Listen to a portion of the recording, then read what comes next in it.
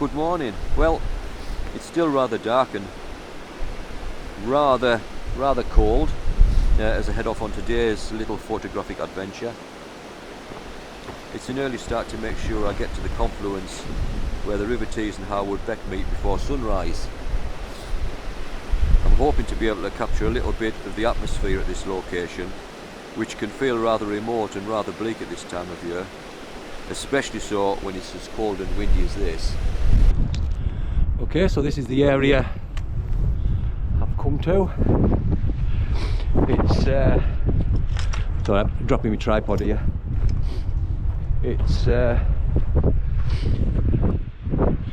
pretty exposed place at the moment. It's quite windy, you can probably hear that on the mics actually. But yeah, Conkley Fell over there.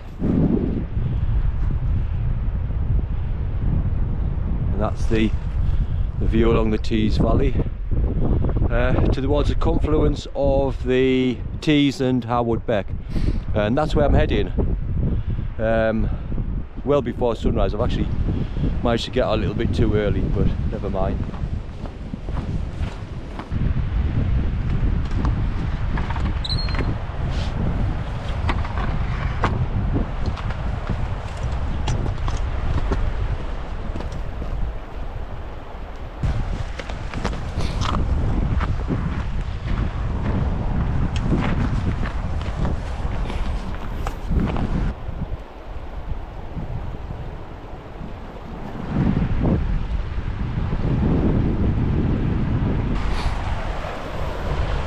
The confluence of the Tees and Harwood Beck,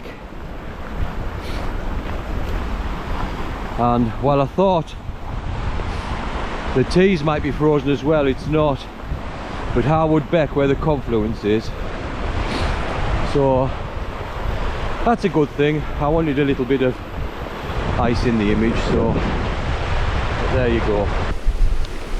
Right, let's get on with the first shot. So this is going to be a shot at f/16, shutter speed around a sixth of a second, ISO 100. And as you can see, I'm also using a hard grad filter, and this is a 0.9 hard grad filter, so I can balance out the sky and in the foreground. And I'm overexposing this particular shot by a third of a stop. I'm overexposing slightly as the white of the snow fools the camera into underexposing, so I compensate for this. Depending on conditions, I sometimes have to compensate for up to 2 stops. It very much depends how much light's in the sky and reflecting on the snow itself. I'm also using f/16, particularly it's not just about depth of field. It's about getting a shutter speed that's quite long, because I'm wanting to blur the water slightly. As I say, there's 2 reasons for this. One is that I simply like blurred water, I suppose, in that it helps create a feeling of movement.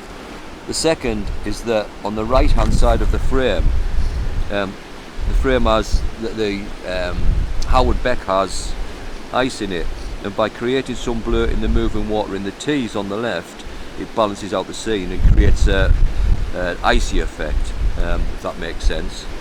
The big problem is going to be whether the shot is sharp, as it's very windy. Now, yeah, it seems to be, but I'm going to take a couple of shots just in case. Wow, the sun is just starting to come up now. Unfortunately and frustratingly, the light is not ideal, and it's very contrasty. It's not the light I'd hoped for this morning, but hey, it'll be fine. I mean, just look at that, it's beautiful. It's not just about the photography, is it? It's about being out and enjoying what's out here. So anyway, never mind. Okay, quick shot then before moving on further along the beck.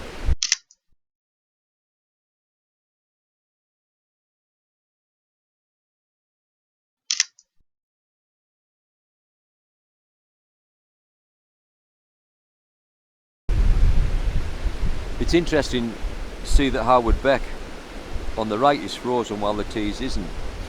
On first sight it seems a little bit odd, but I assume it's simply down to the fact that Tees is a faster flowing and a lot deeper river, while the Beck isn't. It's quite a shallow beck this, so it's going to freeze more readily than the faster flowing Tees. There's certainly some nice ice formations though.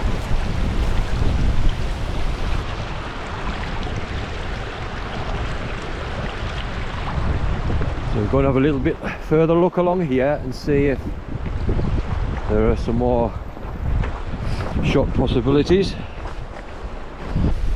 Right, this is the composition I'm looking at. One of the problems is the wall runs diagonally across the frame, so it doesn't really work that well. It tends to lead the eye out to the right a little bit. The other issue is the light is very harsh now, and while the scene itself is wonderful, it doesn't necessarily make for a great image. I don't know, perhaps I'm being too picky, I don't know. Anyway, I'm just going to grab one shot before moving further upstream.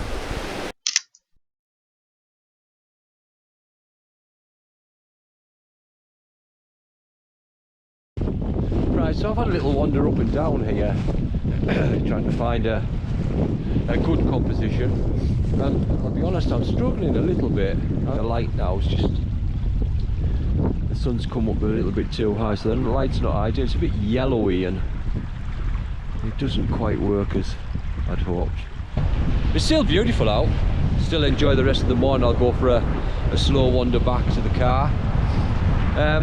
But yes, that's it. I'll pop the shots up in a minute. You can be the judge of whether you like them or not. For me personally, there's a couple of good ones, but generally I don't know, 6 out of 10 I would score them, something like that. But there you go, it's just personal preference there really. Didn't quite get the light I wanted, but again, you live with that. It's all part of the fun. So yes, if you could like or subscribe, that would be absolutely brilliant. It would help me a lot. It helps keep the motivation up as well.